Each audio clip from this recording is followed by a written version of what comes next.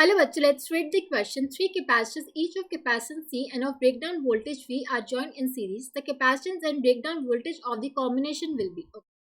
तीन कैपेसिटर हमें दे रखे हैं, इनको हम सीरीज में कनेक्ट कर रहे हैं.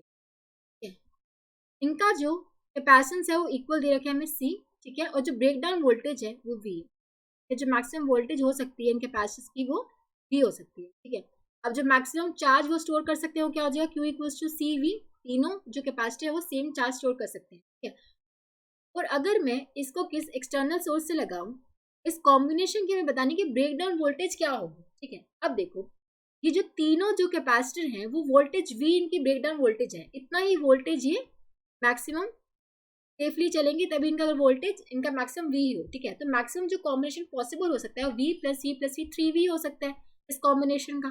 ठीक है, 3V पोटेंशियल इनका जो कॉम्बिनेशन का ब्रेकडाउन वोल्टेज हो जाएगा. इतनी मैक्सिमम वोल्टेज हम दे सकते हैं सेफली कि हमारा जो वोल्टेज है वो ब्रेक ना हो. ठीक है, अब देखो और जो नेट कैपेसिटेंस हो जाएगा जब सीरीज में लगाते हैं कैपेसिटेंस को तो इक्विवेलेंट क्या हो जाता है, 1/C equivalent would be 1/C1 plus 1/C2 plus 1/C3.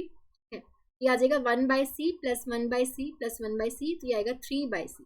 यानी कि जो C इक्विवेलेंट की वैल्यू हो जाएगी C/3 और जो कॉम्बिनेशन की जो ब्रेकडाउन वोल्टेज हो जाएगी वो 3V हो जाएगी. ठीक है, अगर आपको इस तरीके से समझ में आ रहा हो, मान लो कि जो तीनों कैपेसिटर सीरीज में कनेक्टेड है इन पर जो चार्ज आएगा वो Q आएगा, सेम चार्ज आएगा. ठीक है, तो V जो हमें कॉम्बिनेशन की अप्लाई करनी चाहिए V dash should be equals to Q divide by C equivalent. Q C equivalent की वैल्यू क्या है C/3, तो ये आ जाएगा 3Q/C.